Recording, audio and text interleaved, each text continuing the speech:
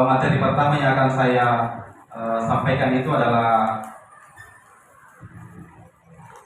jadi latar belakangnya kenapa diseminasi ini saya terapkan di sekolah kita. Jadi kita sebagai guru itu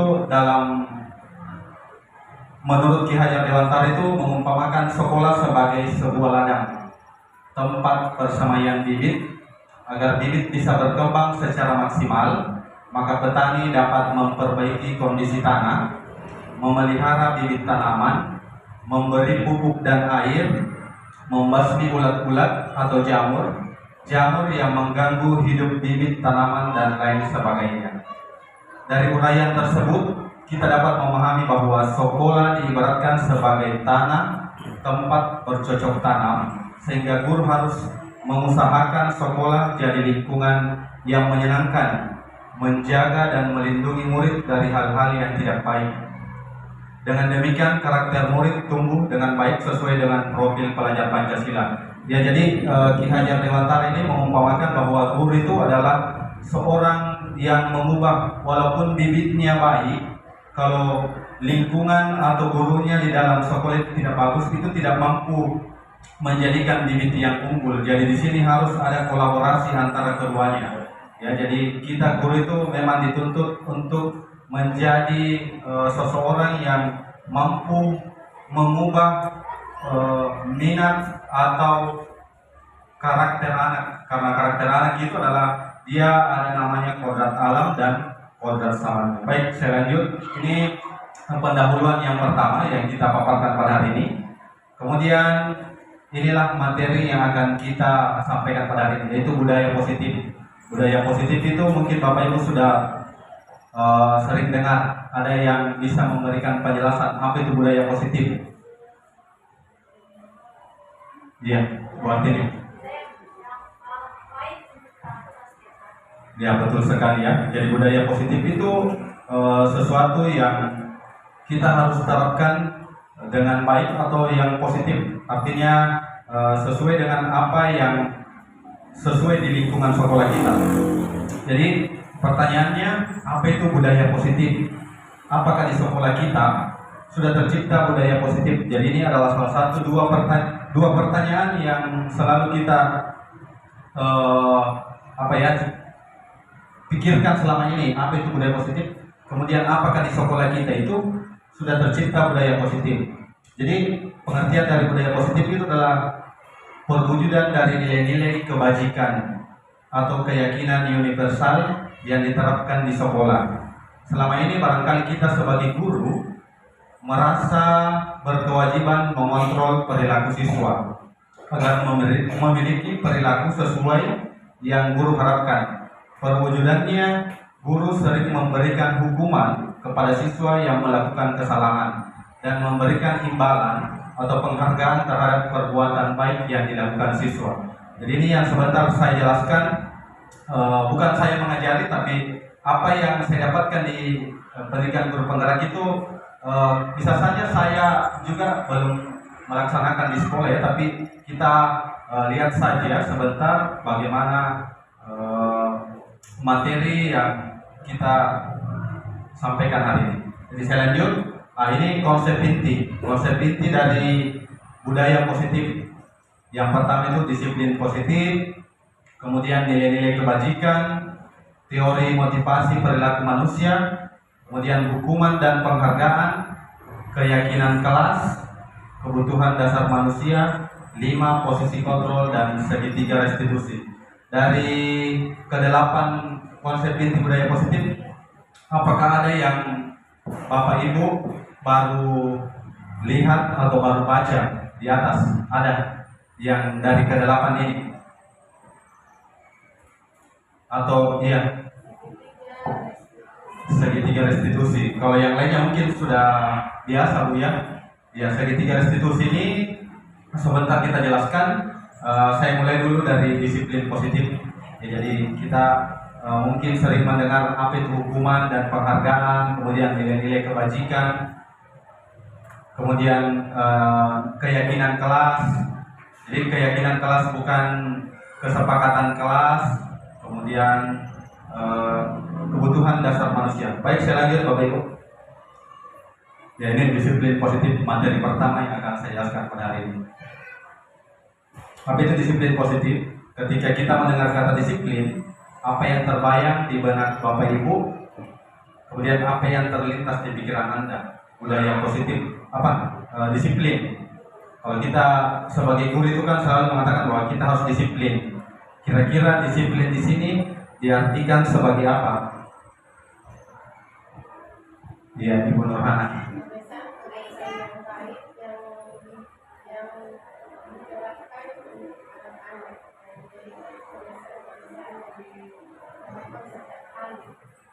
Iya, sangat luar biasa ya jawabannya dari Nurhana. Ya, jadi disiplin dari pemaparan itu, disiplin sebenarnya adalah artinya itu adalah berasal dari bahasa Latin, yaitu disiplina, yang artinya belajar. Jadi disiplin itu artinya belajar. Kebanyakan orang akan menghubungkan kata disiplin. Mungkin seperti saya juga, sebelum saya masuk di guru penggerak, saya selalu beranggapan bahwa disiplin itu seperti ini, tertib, kemudian yang lain.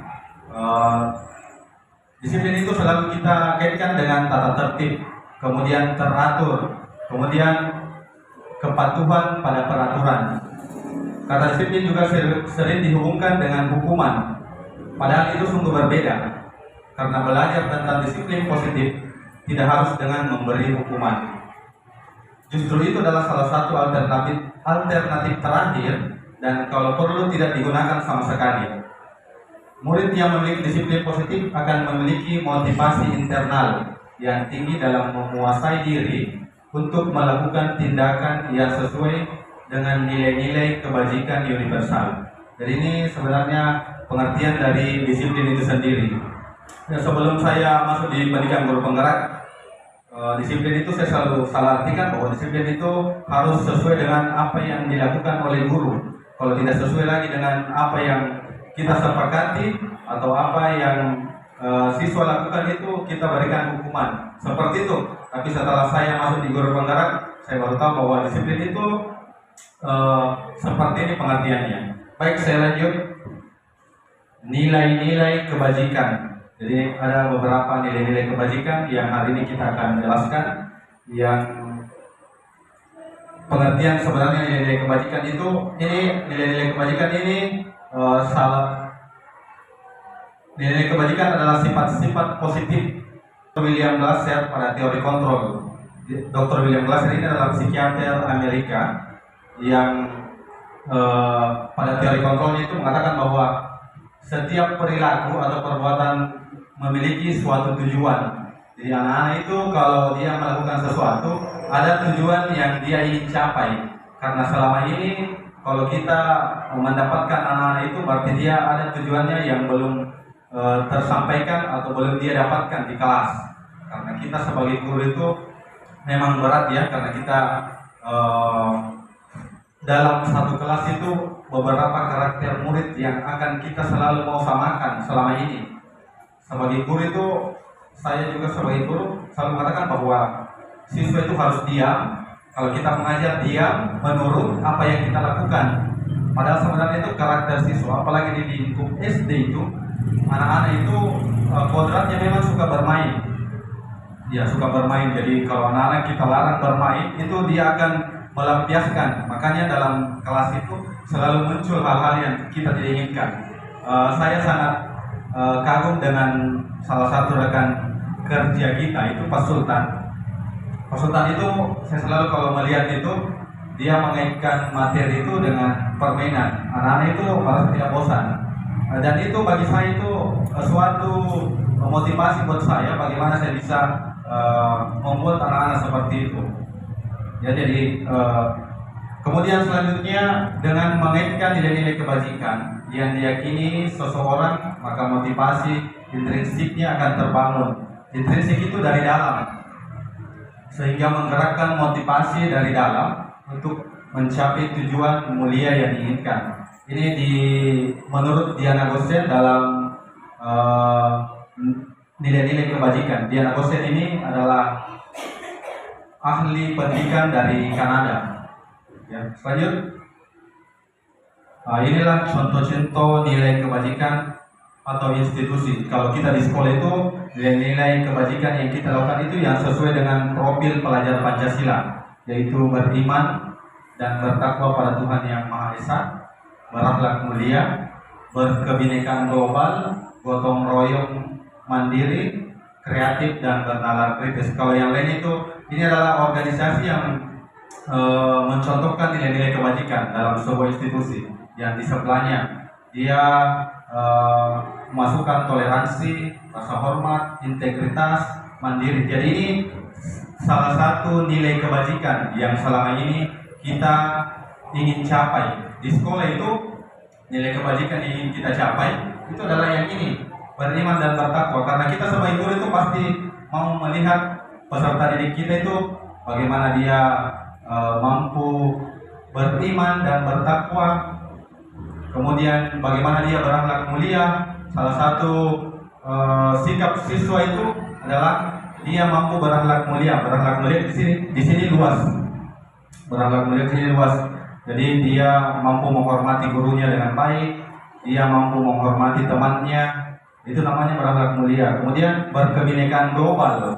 Berkebinekaan global itu artinya dia mampu bertoleransi secara luas bersama teman-temannya. Kemudian gotong royong, ini selalu kita terapkan di sekolah. Guru-guru di sini saya selalu lihat menggunakan pembelajaran kelompok. Itu masuk dalam gotong royong sebenarnya. Kemudian di kegiatan P5 mandiri, anak-anak itu selalu diberikan tugas mengerjakan tugas P5-nya, itu masuk dalam mandiri. Kemudian kreatif, bagaimana bisa berpikir kreatif. Kemudian bernalar kritis, dia mampu berpikir yang lebih luas lagi. Jadi ini kemudian selanjutnya contoh nilai kebajikan dari institusi yang lain.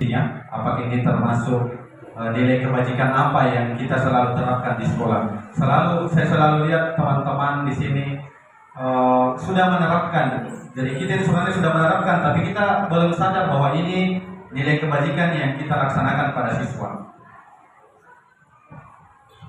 Jadi nilai kebajikan itu semuanya yang ada di atas ya. Keterus-terangan, kebersihan, komitmen, belas kasih, percaya diri, dan semuanya tanggung jawab, bersyukur. Itu semua nilai-nilai kebajikan yang selalu kita terapkan di sekolah. Kemudian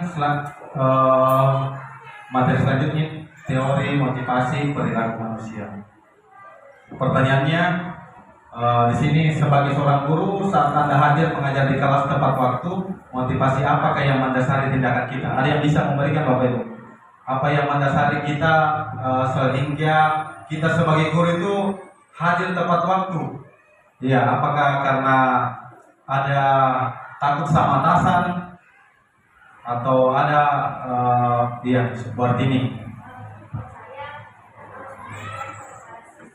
Wah, luar biasa ya. Buat ini di sini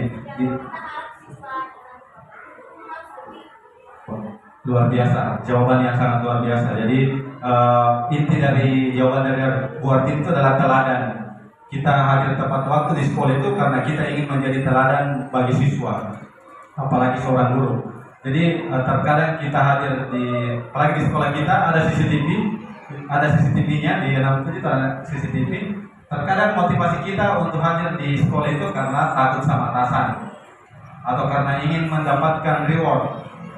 Oh, ini yang rajin, ini yang selalu diberikan reward sama kepala sekolah. Jadi yang maksud dari waktu itu kita ingin menjadi teladan. Betul sekali ya apa yang disampaikan oleh Ibu Artini.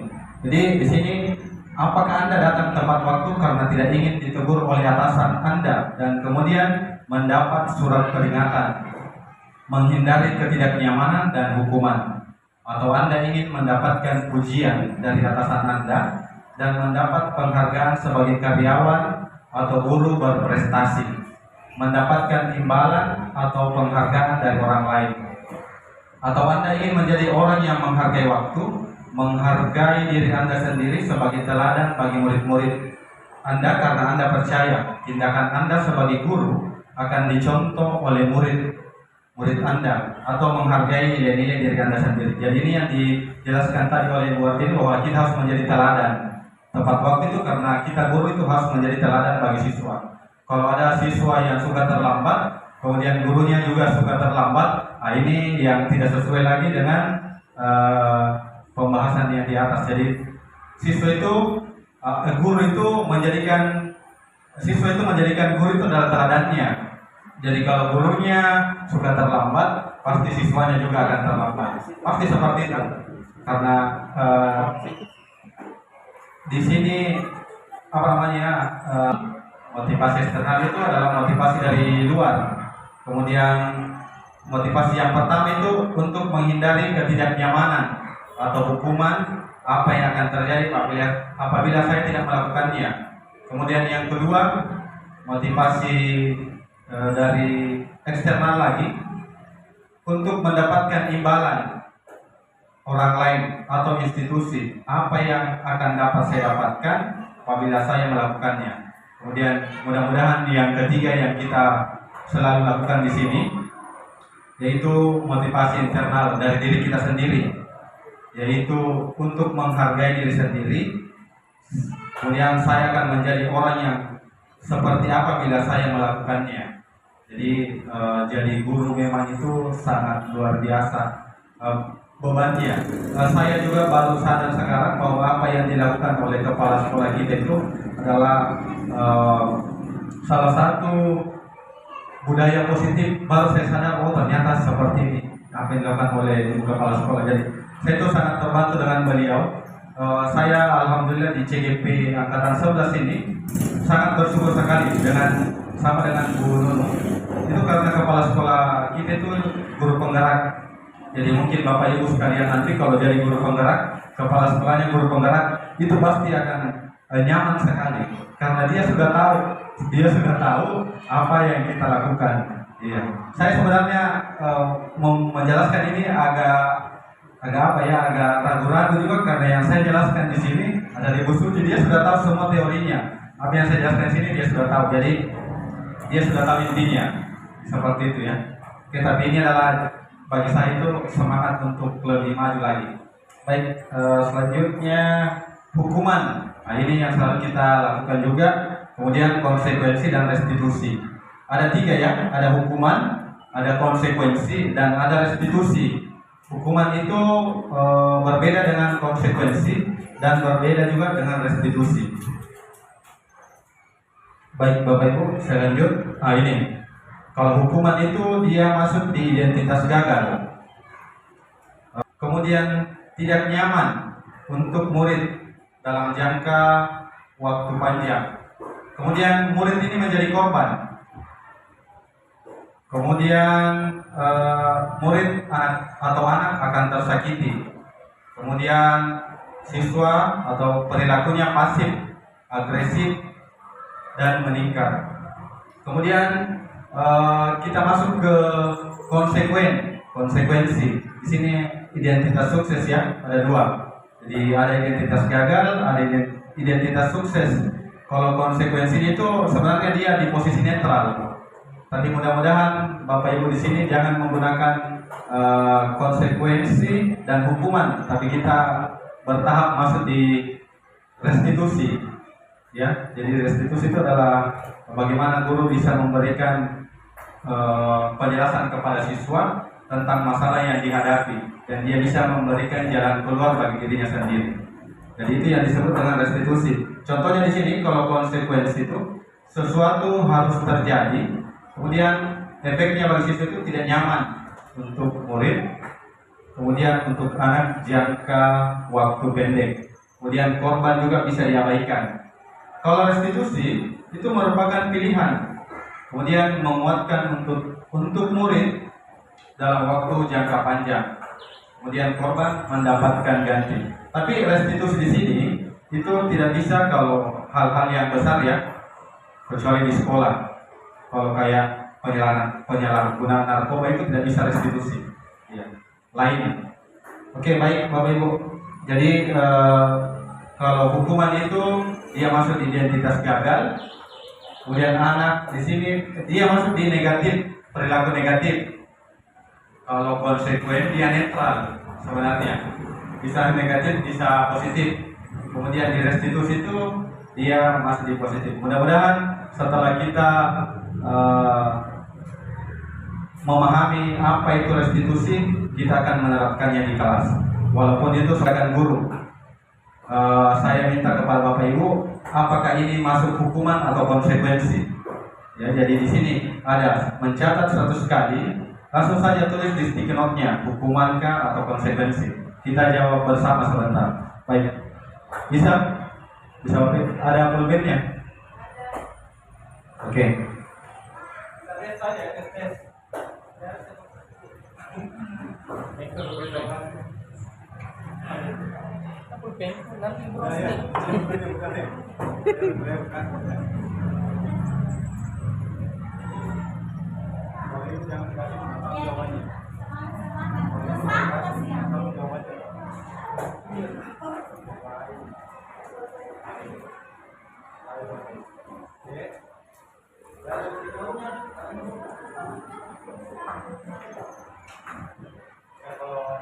Paspor nggak usah saya kasih karena dia sudah tahu jawabannya di atas. Ya nanti. Oke, di sini yang pertama itu mencatat 100 kali di dalam buku kalimat. Saya tidak akan terlambat lagi karena terlambat ke sekolah. Apakah itu hukuman atau konsekuensi? Tadi ingat ya, hukuman itu anak-anak belum tidak tahu sama sekali, jadi sepihak. Kemudian konsekuensi itu karena sudah ada peraturan yang dia langgar, makanya dia masuk di konsekuen. Jadi hukuman itu sepihak tanpa dia tahu. Misalnya anak-anak itu tiba-tiba terjadi seperti itu, maka itu masuk hukuman. Oke, bisa ditulis Bapak Ibu. Kalau sudah bisa di mana kan ditempel semuanya Bu, kalau bisa supaya langsung. Iya, langsung semuanya. Langsung saja hukuman, konsekuensi. Satu hukuman. Ini kan berapa nomornya? 1, 2, 3, 4, 5, 6, 7. 7 ya. Tulis bisa ya apakah ini hukuman atau tidak. Kita cuma mengetes saja, jangan sampai kita lakukan selalu di sekolah itu. Berarti kita selalu menghukum guru dan menghukum siswa. Iya, kita jawab saja dengan sejujur-jujurnya. Tidak usah takut salah. Semua orang butuh proses. Kesalahan itu kodratnya manusia, pasti banyak salahnya. Baik, atau ada yang sudah? Yang kedua, lari mengelilingi lapangan basket 2 kali karena terlambat hadir di sekolah. Apakah itu hukuman atau konsekuensi?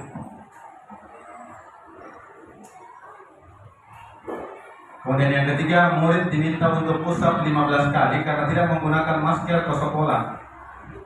Iya, menggunakan masker itu artinya pada saat COVID ya. Kemudian menggantikan kertas tugas teman yang telah dicoret-coret. Apakah itu hukuman atau konsekuensi? Kalau yang sudah, kalau sudah bisa ditempel di sini di sampingnya.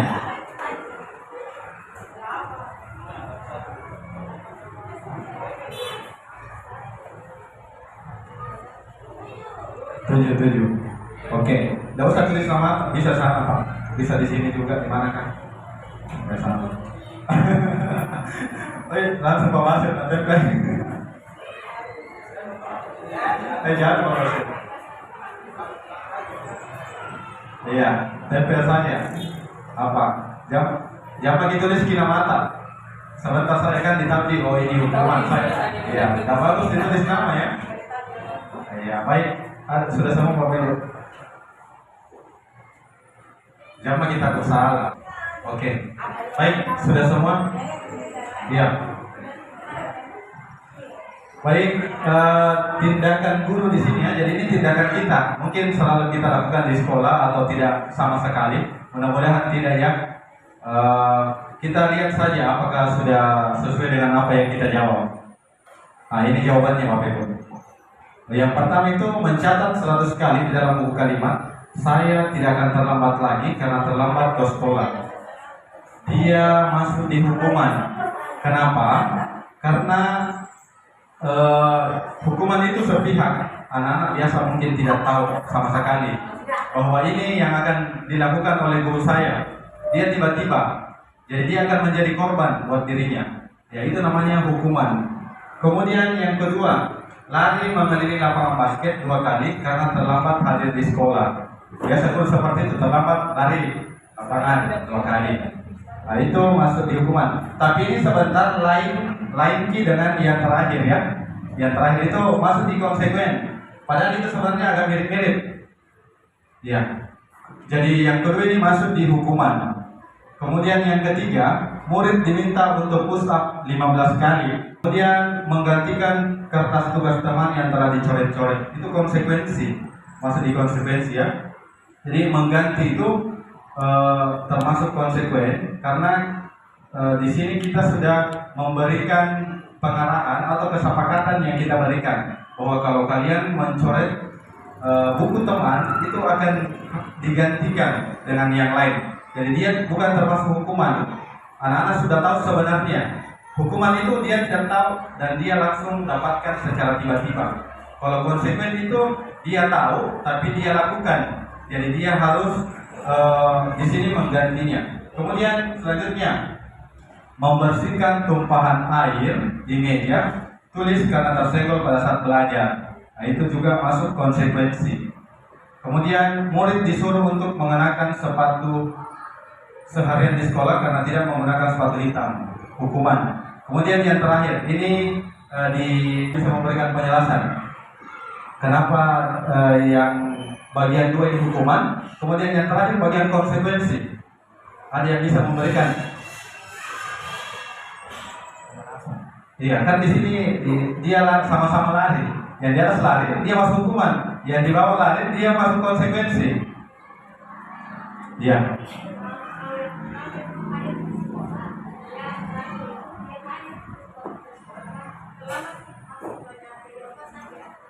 Oke, baik.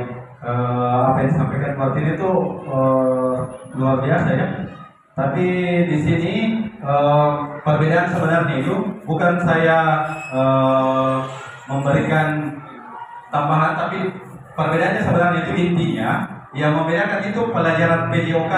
Karena pelajaran PJOK itu anak-anak itu diwajibkan untuk pemanasan ya, pemanasan. Jadi kalau dia terlambat itu biasa temannya sudah pemanasan lari-lari. Dia baru datang terlambat, makanya dia disuruh lari-lari. Makanya itu dia konsekuensi, bukan hukuman. Nah, beda dengan yang di atas, yang hadir di sekolah. Jadi itu perbedaan sebenarnya intinya. Karena yang membedakan itu pelajaran PJOK. Sama kalau kita lihat anak-anak itu terlambat oleh penghargaan. Jadi di sini tuh ada beberapa hukuman yang terkadang kita memberikan penghargaan, tapi itu termasuk hukuman. Jadi kita terkadang tidak sadar kita memberikan anak penghargaan, tapi itu masuk hukuman. Ini yang akan kita jelaskan pada hari ini. Menurut Al-Fiqon, ya ini ya contohnya, penghargaan tidak efektif. Yang pertama itu, suatu penghargaan adalah suatu benda atau peristiwa yang diinginkan, yang dibuat dengan persyaratan. Hanya jika Anda melakukan hal ini, maka Anda akan mendapatkan penghargaan yang diinginkan. Kemudian yang kedua, jika saya mengharapkan suatu penghargaan dan tidak mendapatkannya, maka saya akan kecewa dan berkecil hati, serta kemungkinan lain kali saya tidak akan berusaha sekeras sebelumnya. Sama kalau kita di kelas, makanya itu di kurikulum Merdeka kita merusak hubungan dalam penghargaan ini. Kalau kita memberikan penghargaan, ketika seseorang diberi penghargaan atau dipuji di depan orang banyak, maka yang lain akan merasa iri. Kemudian dan sebagian dari mereka akan tidak menyukai orang yang diberikan penghargaan tersebut. Kemudian jika seorang guru sering memberikan penghargaan kepada murid-muridnya, besar kemungkinan murid-muridnya termotivasi hanya untuk menyenangkan gurunya. Mereka tidak akan bersikap jujur kepada guru tersebut. Kemudian penghargaan menciptakan persaingan di dalam kelas, dan persaingan menciptakan kecemasan. Jadi ini yang dihindari sebenarnya, kecemasannya siswa. Bagaimana saya nanti kalau di semester 2 tidak dapat memperingkat ini, peringkat cemas gini. Jadi dia belajar ada kecemasan tersendiri di dalamnya. Kemudian mereka yang percaya bahwa mereka tidak memiliki kesempatan untuk mendapatkan penghargaan akan berhenti untuk mencoba. Oke, kemudian penghargaan menghukum. Nah, ini contohnya penghargaan menghukum. Penghargaan menghukum mereka yang tidak mendapatkan penghargaan. Misalnya dalam sistem ranking, Mereka yang mendapatkan ranking kedua akan merasa paling dihukum. Apalagi kalau pernah ranking 1, kalau dikasih ranking 2, itu akan merasa terzolimi di kelasnya. Itu akan dia bawa ya. Kemudian memberikan penghargaan dan hukuman adalah hal yang sama, karena keduanya mencoba mengendalikan perilaku seseorang. Kemudian karena orang pada dasarnya tidak suka dikendalikan, dalam jangka waktu lama, penghargaan akan terlihat sebagai hukuman. Kemudian jika suatu penghargaan diharapkan, namun Anda tidak mendapatkannya, Anda akan merasa dihukum. Baik, saya lanjut Bapak Ibu. Ini keyakinan kelas lagi. Materinya tinggal sedikit. Keyakinan kelas. Kenapa bukan kesepakatan kelas atau peraturan kelas? Kenapa harus keyakinan kelas dulu? Karena kita di sekolah itu ada namanya peraturan kelas, ada namanya kesepakatan. Jadi sebelum masuk di kesepakatan itu, keyakinan kelas dulu yang dibuat. Apa keyakinan kelas yang kita sepakati? Contohnya itu adalah yang ini ya. Jadi diagramnya itu seperti ini. Dia lihat itu diagram peraturan kelas, kemudian keyakinan kelas, kemudian dari peraturan kelas ini maksudnya menciptakan keyakinan kelas. Kemudian keyakinan kelas menciptakan lingkungan positif. Dari lingkungan positif itu menciptakan budaya yang positif. Jadi itu diagramnya sebenarnya. Saya lanjut. Pertanyaannya, mengapa keyakinan kelas? Kenapa tidak peraturan kelas saja? Ada yang bisa menjawab? Kenapa bukan peraturan? Kenapa keyakinan? Kenapa kita harus dulu yakinkan anak-anak? Kenapa bukan langsung buat peraturan baru sebentar diyakinkan? Jadi di sini kita buat dulu keyakinan, baru buat peraturan. Jangan sampai buat peraturan sebentar dilanggar karena anak-anak tidak yakin. Baik, untuk lebih jelasnya kita lihat saja di sini. Ada pertanyaan, mengapa kita memiliki peraturan tentang penggunaan helm saat mengendara? Kemudian mengapa ada peraturan dilarang merokok di sekolah? Di sini ada dua pertanyaan. Apa keyakinan dari pertanyaan 1 dan keyakinan pertanyaan 2? Mengapa kita memiliki peraturan tentang penggunaan helm? Untuk apa sebenarnya? Untuk kesehatan atau keselamatan atau tanggung jawab? Kalau menggunakan helm itu untuk apa sebenarnya? Untuk keselamatan. Jadi anak-anak itu tanpa disuruh menggunakan helm, dia sudah tahu, oh kalau kita keluar itu harus menggunakan helm. Jadi dia tanpa disuruh dia sudah yakin, dia sudah paham di sini. Kemudian yang kedua, mengapa ada peraturan dilarang merokok di sekolah? Kira-kira masuk di keyakinan apa? Nilai kebajikan apa yang dia masuk di sini? Mengapa ada peraturan dilarang merokok? Tadi kan keselamatan. Kalau dilarang merokok kira-kira masuk di mana? Betul sekali Bu Haji. Bu Haji ini betul sekali jawabannya. Langsung kesehatan. Iya, kesehatan ya. Kenapa kita dilarang merokok? Karena untuk keyakinan kita bahwa itu tidak sehat. Inilah yang diterapkan sebenarnya. Sama kalau kita lihat orang keluar tidak pakai helm karena tidak ada polisi. Tanya kenapa dia pakai helm? Tidak ada di polisi. Berarti dia menggunakan helm karena polisi di sana. Dia belum yakin bahwa penggunaan helm itu adalah untuk keselamatan. Inilah sebenarnya dalam membuat kesepakatan kelas itu kita yakinkan dulu anak-anak. Oh inilah. Jadi kalau dalam membuat kesepakatan itu anak-anak sudah tahu. Oh ini yang harus dilakukan di kelas tanpa ada guru yang marah-marah di kelas. Kalau seperti ini terus, kenapa tidak dilaksanakan? Karena anak ini belum yakin bahwa ini adalah hal yang baik. Sebenarnya seperti itu. Jadi masalah sebenarnya itu di kelas itu anak-anak itu belum yakin, walaupun itu ditempel di depan itu 1 bab, 2 atau 2 bab keyakinan kelas. Saya selalu lihat itu di sekolah-sekolah itu keyakinan kelas banyak sekali. Baru anak-anaknya tidak menerapkan di keyakinannya. Peraturan kelas banyak sekali baru tidak diterapkan karena dia belum yakin, dia belum paham bahwa ini yang harus kita lakukan. Itu sebenarnya. Saya kalau lihat ke kelas banyak sekali peraturannya. Saya biasa lihat banyaknya peraturan kelasnya. Apakah anak bisa ini? Jadi keyakinan itu jangan kita terlalu banyak. Biar lagi 2 atau 3 supaya dia bisa melakukan. Kalau terlalu banyak dulu indikatornya yang dia lakukan. Jadi seperti itu membuat keyakinan ya. Jadi nanti mungkin kalau pojok baca nanti Bu Suci menilai kok, nah dia gitu keyakinan kalasta, kesepakatan kalasta. Apakah banyak atau tidak? Baik, lanjut. Keyakinan, ya ini keyakinan ya sebenarnya pengantinnya. Keselamatan atau nilai-nilai keselamatan atau kesehatan, itulah yang kita sebut sebagai keyakinan. Keyakinan yaitu nilai-nilai kebajikan universal yang disepakati secara tersirat dan tersurat, lepas dari latar belakang suku, negara, bahasa maupun agama. Murid-murid pun demikian, mereka perlu mendengarkan dan memahami arti sesungguhnya tentang peraturan-peraturan yang diberikan. Apa nilai-nilai kebajikan di balik peraturan tersebut? Apa tujuan utamanya? Ini maksud saya tadi, apa yang dia pahami dari peraturan kalasta?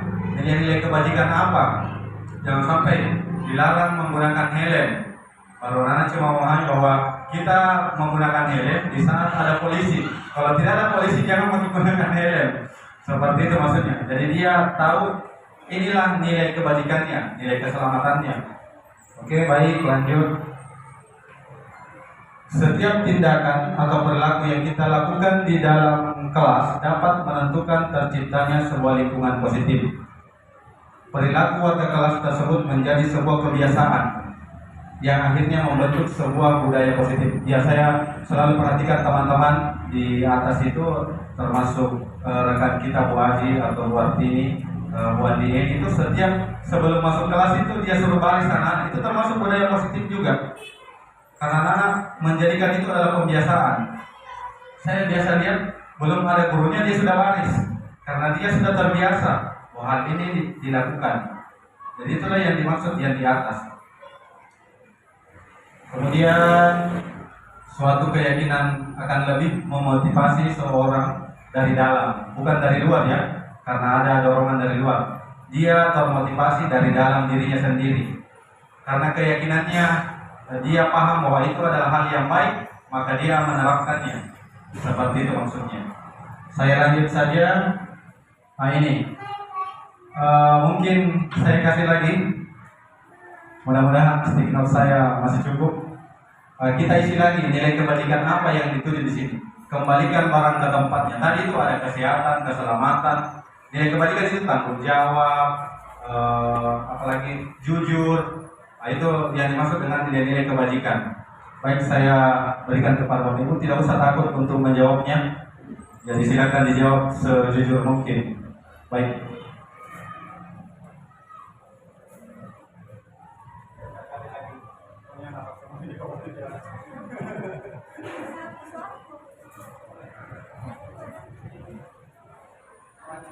Ada lagi? Kasih lagi tugas. Masih banyak tugas dari Joshua ya.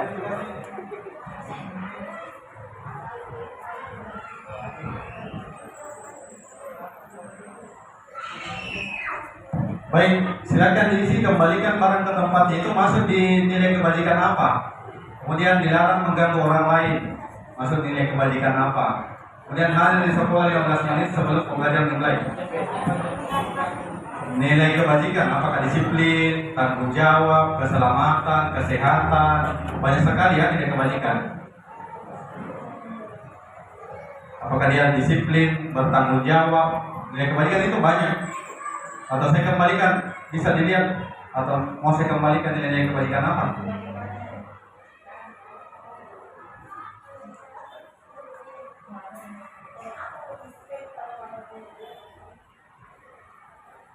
Nah ini salah satu nilai kebajikan ya. Keterus-terangan, kebersihan, komitmen. Oke. Banyak sekali di atas, banyak sekali dilihat. Dermawan, kejujuran. Jadi inilah nilai kebajikan yang selalu kita selama ini kalau orang mendengar apa itu nilai kebajikan, kita mungkin mendengar tapi tidak tahu. Oh inilah sebenarnya nilai kebajikan yang selalu kita lakukan di kelas. Semua guru saya yakin di sini, gurunya anak 7 itu hebat-hebat semua. Ya, oke, saya lanjut. Kasih kembali, oke, saya lanjut ya. Tadi ada pertanyaan, kasih pertanyaan ini. Jangan kita kusal, pokoknya siapa cepat. perlombaan. Kembalikan barang ke tempatnya, masuk nilai kebajikan apa? Kemudian dilarang mengganggu orang lain, masuk nilai kebajikan apa? Kemudian hadir di sekolah 15 menit sebelum pembelajaran dimulai. Dilarang melakukan kekerasan. Dilarang menggunakan narkoba. Bergantian atau menunggu giliran. Antrian itu masuk dalam apa? Nilai kebajikan apa? Oke, jangan makin terlalu lama jawab gitu. Misalnya kalau terlalu lama dijawab nanti ketinggalan kereta gitu.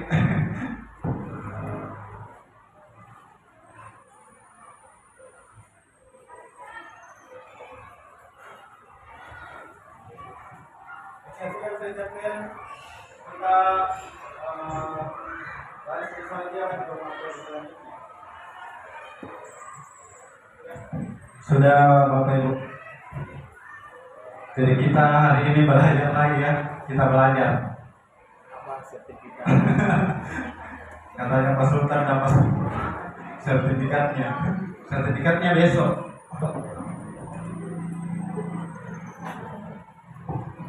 Baik, silakan dijawab saja di depan yang sudah. Kayaknya Bu Adi benar semua ini nilai kebajikannya ini. Karena tadi saya belum jelaskan sudah ada tahu. Ya luar biasa ya. Guru-guru hebatnya 67. Ya sekedar informasi juga saya mengingatkan kepada Bapak Ibu bahwa CGP angkatan 12 itu sudah mulai dibuka tanpa memandang umur. Bisa semua ikut. Oke.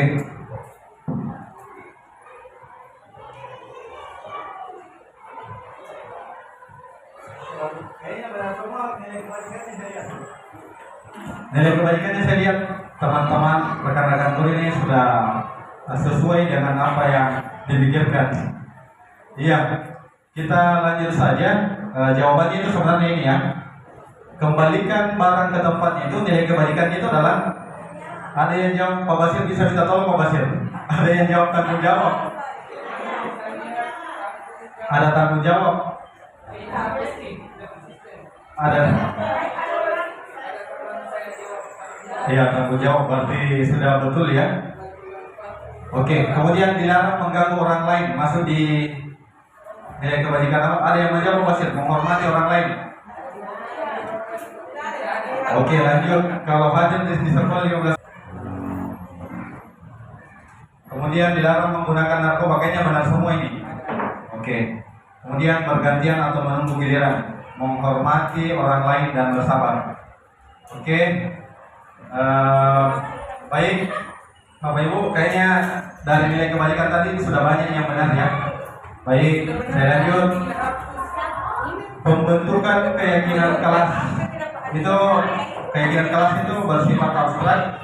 Kemudian berupa pernyataan universal, dibuat dalam pernyataan positif, sedikit saja agar mudah diingat. Jadi kalau membentuk keyakinan kelas, jangan terlalu banyak, sedikit saja supaya mudah diingat. Kemudian sesuai dengan kondisi kelas, jangan dipaksakan kelas tak. Kalau buat kesepakatan kelas, jangan paksakan kelas yang tidak mampu menerapkannya. Kalau kita paksa, kita siksa diri kita sendiri dan murid tak. Ya. Kemudian semua warga kelas dilibatkan dalam membuat keyakinan kelas. Jadi semua warga ya, semua siswa. Jangan cuma gurunya saja yang membuat, siswa tidak tahu. Jadi itu bukan keyakinan kelas, keyakinan kelas. Kalau cuma kita yang membuat, siswa tidak mau, itu bukan buat keyakinan. Dia belum yakin, kita paksakan. Oke, saya lanjut. Contoh keyakinan kelas: datang tepat waktu, menjaga kebersihan, kemudian saling menghormati dan menghargai. Ya jangan terlalu banyak. Kalau terlalu banyak, setengah mati anak-anak rata-rata. Lanjut, kebutuhan dasar manusia. Nah ini yang materi yang hampir selesai ya. Saya lanjut saja. Kebutuhan dasar manusia itu ada 5. Itu bertahan hidup, kasih sayang, penguasaan, kebebasan, dan kesenangan. Nah ini 5 kebutuhan dasar manusia. Di sekolah itu sering kita dapatkan. Anak-anak itu biasa mengambil barang-barang temannya itu karena dia belum mendapatkan kebutuhan ini. Karena belum mendapatkan kebutuhan, salah satunya itu adalah kasih sayang, kemudian bertahan hidup. Misalnya ada kasus anak-anak suka merebut barang temannya. Nah, dia belum mendapatkan dari 5 dasar kebutuhan ini. Kemudian saya lanjut. Nah, ini ada kasus ya, ada kasus di atas. Tahun ini Dimas genap berusia 17 tahun. Ia senang sekali ketika ayahnya mulai mengajarkan cara menyetir mobil. Setiap akhir pekan, ia berlatih menyetir. Ia terlihat senang sekali berlatih sampai akhirnya ia bisa menyetir mobil dengan baik dan lancar. Ketika ibunya bertanya pada Dimas, apa yang membuat dia ingin bisa menyetir mobil? Ketika jawaban Dimas adalah seperti ini, kebutuhan apa yang dia penuhi? Ya, jadi kebutuhan yang dia penuhi di sini, kalau misalnya aku merasa bangga dan keren, kebutuhan apa yang dia ingin penuhi? Tadi kan ada 5. Yang 5 tadi itu yang ini: bertahan hidup, kasih sayang, penguasaan, kebebasan, dan kesenangan. Yang pakai lagi kasih tugas, terlalu banyak tugas. Oke, kira-kira tadi itu dia masuk di mana? Kalau ini. Kemudian kesenangan, oke baik. Kemudian dia bisa jalan-jalan naik mobil sama temanku. Kemudian menyetir mobil itu seru. Nah, dia kebutuhannya apa? Oke, jawabannya itu adalah ini. Kebutuhannya itu kalau aku merasa bangga dan keren, itu dia kebutuhan itu ingin menguasai, penguasaan. Kemudian biar bisa jalan-jalan naik mobil sama temanku, kasih sayang dan rasa diterima. Kemudian menyetir mobil itu seru, itu masuk di kesenangan. Pertanyaan, apa yang terjadi apabila salah satu atau beberapa kebutuhan dasar anak tidak terpenuhi? Nah, ini ya jawabannya. Ice breaking. Kemudian 5 posisi kontrol: penghukum, pembuat rasa bersalah, teman, pemantau, dan manajer. Keyakinan. Nah, ini salah satu contoh yang sudah saya buat. Ya, bisa menonton dulu ya apa yang sudah saya buat, tugas saya di segitiga restitusi.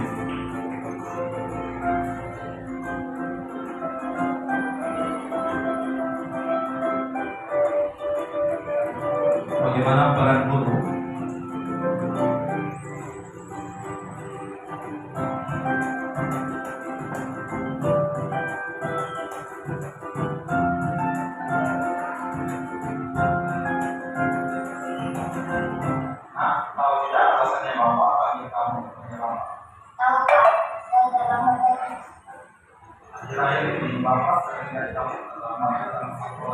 Iya, ini yang berkasus ya.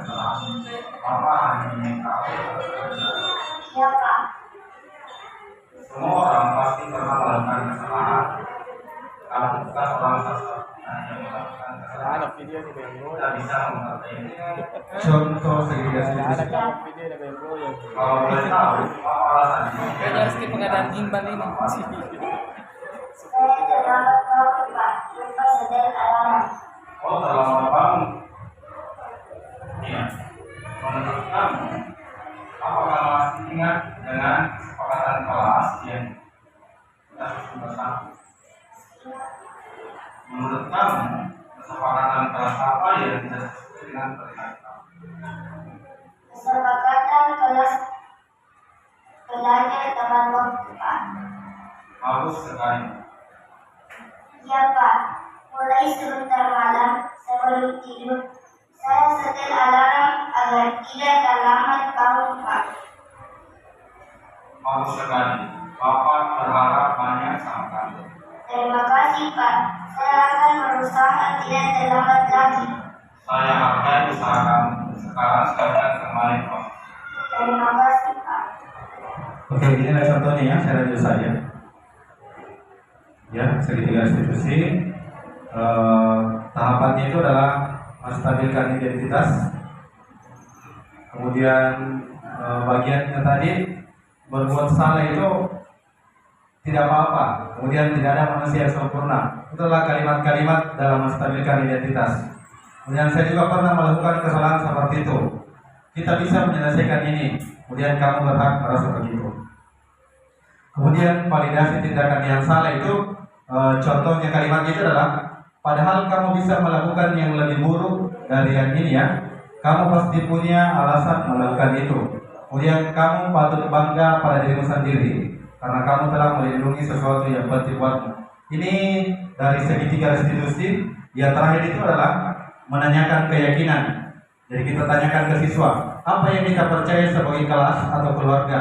Apa nilai-nilai umum yang telah kita sepakati? Kemudian apa bayangan kita sebagai kelas yang ideal? Ya baik, inilah ciri-ciri segitiga restitusi. Baik, mungkin materi kita pada hari ini cukup sekian dari pemaparan saya. Tugas saya sebagai CGP Angkatan 11 ini, mudah-mudahan dari kegiatan kita pada hari ini buat saya dan Bapak Ibu sekalian bisa mendapatkan ilmu yang lebih baik. Mohon maaf atas apa yang saya sampaikan. Kalau ada kata-kata yang tidak berkenan mohon dimaafkan. Saya akhiri dengan bersama-sama kita mengucapkan hamdalah. Alhamdulillahirabbil alamin. Cukup sekian. Assalamualaikum warahmatullahi wabarakatuh.